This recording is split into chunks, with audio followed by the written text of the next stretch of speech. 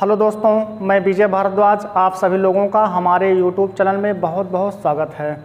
आज हम लोग देखने वाले हैं खिलजी वंश के बारे में। खिलजी एक जनजाति थी। अफगानिस्तान में एक नदी है जिसका नाम है हेलमंड।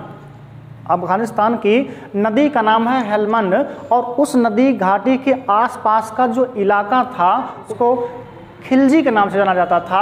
और वहाँ पर जो जनजातियाँ पनपी यानी कि जो जनजातियाँ निवास करती थी हेलमंड नदी घाटी के आसपास है उनको खिलजी कहा जाता था। इसका मतलब खिलजी क्या था, तो एक जनजाति है। और ये जो खिलजी थे ये सबसे पहले भारत में आए थे इल्तुतमिश के समय में, और इन्होंने अपना सेवा देना सल्तनत में प्रवेश किया था। कब? तो बलबन के समय में। धीरे धीरे खिलजियों का उत्कर्ष यानी कि खिलजी धीरे धीरे सल्तनत में क्या होना शुरू कर दिए, शामिल होना शुरू कर दिए। और इसी में अगर हम पीछे जाएं कि खिलजी वंश की स्थापना कैसे हुई थी, तो खिलजी वंश की स्थापना हुआ है जलालुद्दीन खिलजी के द्वारा। कैसे हुआ है तो आपको बताया गया है बलबन के बारे में। नाम आपको याद होगा, नाम क्या था? बलबन। और बलबन के समय में ही सबसे पहले खिलजियों ने दिल्ली सल्तनत में प्रशासन में योगदान देने की शुरुआत किए थे। तो बलबन का एक पुत्र था जिसका नाम था बुगरा खां। नाम क्या था? बुगरा खां। और बुगरा खां का पुत्र था जिसका नाम था कैकुबाद। नाम क्या था? कैकुबाद। और कैकुबाद का पुत्र था जिसका नाम था क्यूमर्स। नाम क्या था? क्यूमर्स। क्यूमर्स नाम था। तो बलबन के बाद दिल्ली के सत्ता पर जो बैठा था वह बैठा था कैकुबाद, यानी कि दिल्ली का सुल्तान बना। बलबन की मृत्यु के बाद उसका जो पौत्र था यानी कि बुगरा खां का पुत्र है, तो बलबन का क्या हो गया? पौत्र हो गया। तो कैकुबाद का पुत्र था क्यूमर्स। समय कितना था? तो 1290 ईस्वी का समय था। कैकुबाद को, चूंकि जो दिल्ली सल्तनत का सुल्तान था क्या था? कैकुबाद था।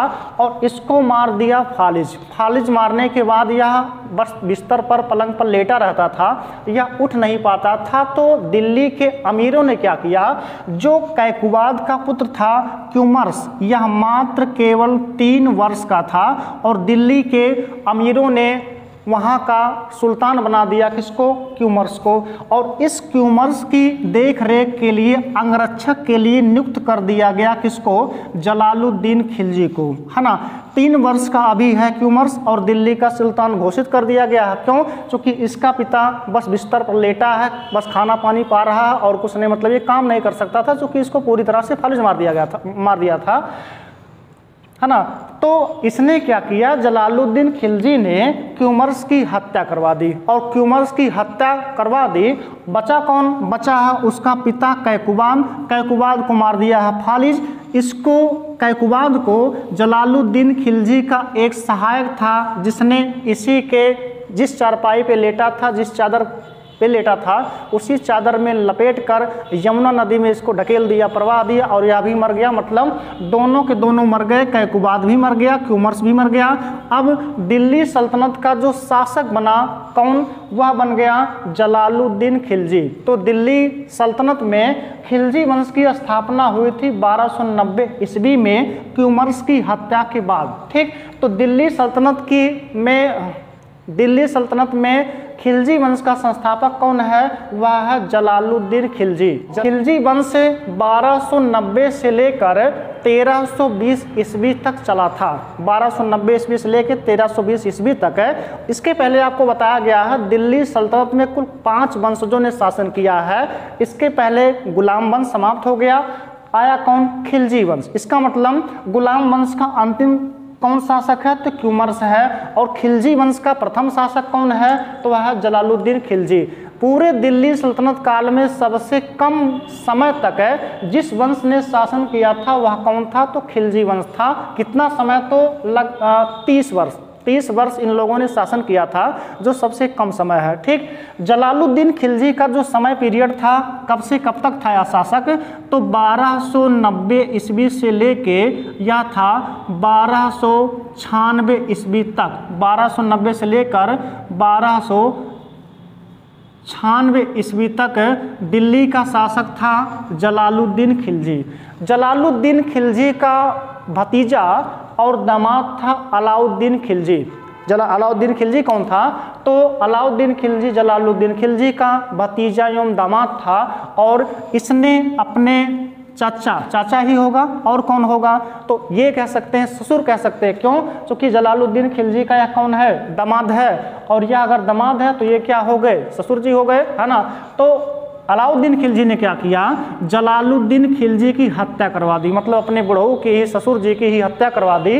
हत्या करवाया है 1296 ईस्वी में। 1296 ईस्वी में जलालुद्दीन की हत्या के बाद दिल्ली का सुल्तान बन गया अलाउद्दीन खिलजी, और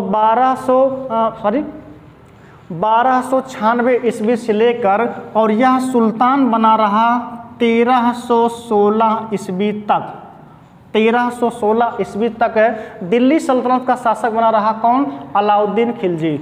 अलाउद्दीन खिलजी के मृत्यु होने के बाद, अलाउद्दीन खिलजी के मृत्यु के बाद उसका पुत्र जिसका नाम था मुबारक शाह खिलजी, मुबारक शाह खिलजी दिल्ली सल्तनत का शासक बनता है, और यह 1316 ईस्वी से लेकर 1320 ईस्वी तक शासन करता है। 1316 ईस्वी से लेकर 1320 ईस्वी तक। और वो महीना कौन सा है?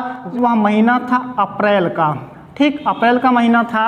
तो अप्रैल के महीने में मुबारक शाह खिलजी की हत्या करवा देता है नासरुद्दीन खुसरो शाह। नासरुद्दीन खुसरो शाह कौन है?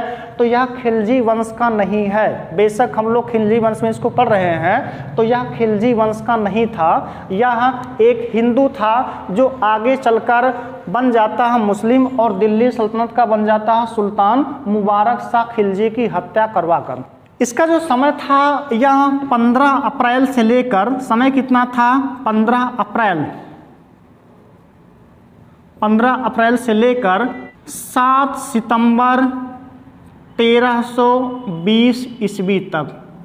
7 सितंबर 1320 ईस्वी तक। समय देख लीजिए कब तक से कब तक था? तो अप्रैल से सितंबर तक। कितना महीना हो गया?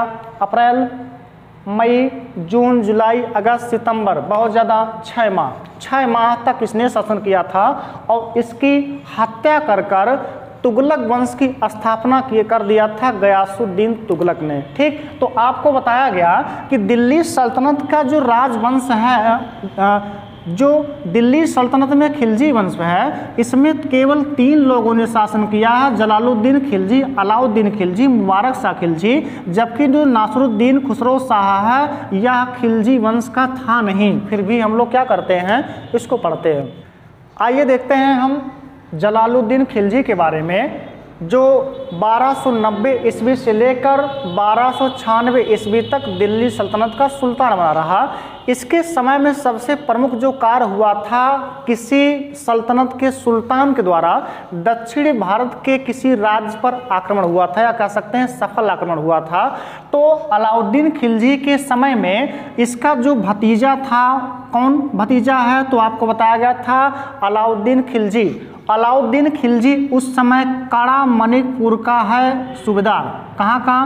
कड़ा मणिकपुर। कड़ा मणिकपुर कहाँ पड़ता है? तो यह उत्तर प्रदेश में पड़ता है, कड़ा मणिकपुर। और वह सूबेदार था। कौन था? तो अलाउद्दीन खिलजी।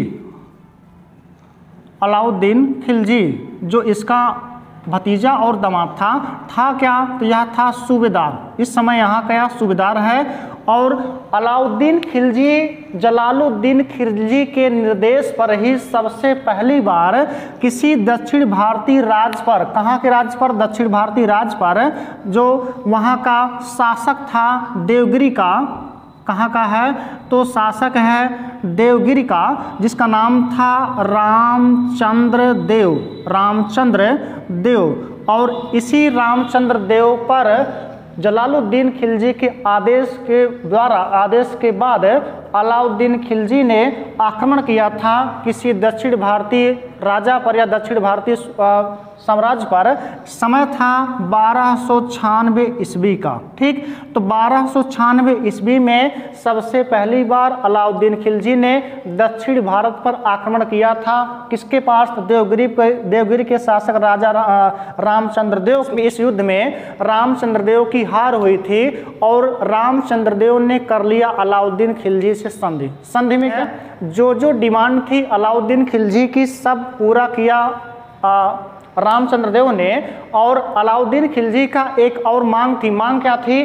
तो सबसे बड़ा जो राजस्व का क्षेत्र था देवगिरी के शासक रामचंद्र देव का, वह था एलिचपुर। जगह का नाम है एलिचपुर।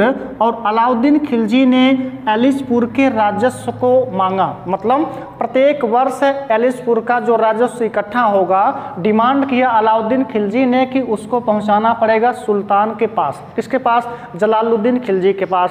ठीक। तो रामचंद्र देव एलिचपुर का जो राजस्व था वो देने के लिए स्वीकार कर लिया कि संधि के बाद अलाउद्दीन खिलजी देवगिरी से लौट के जाता है कहाँ पर? कड़ा मणिकपुर। और दिल्ली का जो सुल्तान है, नाम क्या है? जलालुद्दीन खिलजी। यह मिलने के लिए जाता है अलाउद्दीन खिलजी से कड़ा मणिकपुर। ठीक।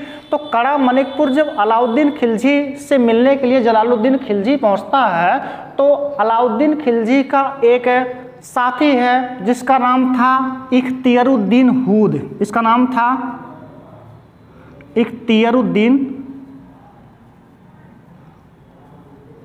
नाम क्या है? इख्तियारुद्दीन हूद। इख्तियारुद्दीन हूद ने क्या किया? अलाउद्दीन के इशारे पर जलालुद्दीन खिलजी की हत्या कर दी। और हत्या के बाद अलाउद्दीन खिलजी स्वयं दिल्ली सल्तनत का सुल्तान बन गया। ठीक। तो दिल्ली सल्तनत का जो अगला सुल्तान बनेगा 1296 ईस्वी में, यह बना है अलाउद्दीन खिलजी। ठीक। अगले वीडियो में हम लोग देखेंगे अलाउद्दीन खिलजी के बारे में, चूंकि वहाँ से बहुत सारे क्वेश्चन आते हैं, थोड़ा बड़ा भी है। इसमें हम अगर जोड़ते तो पूरा कंप्लीट होता भी नहीं, कोई मतलब नहीं था। दोस्तों, अगर आपको वीडियो पसंद आता है तो वीडियो को लाइक कीजिए, शेयर कीजिए और चैनल को सब्सक्राइब करना ना भूलें।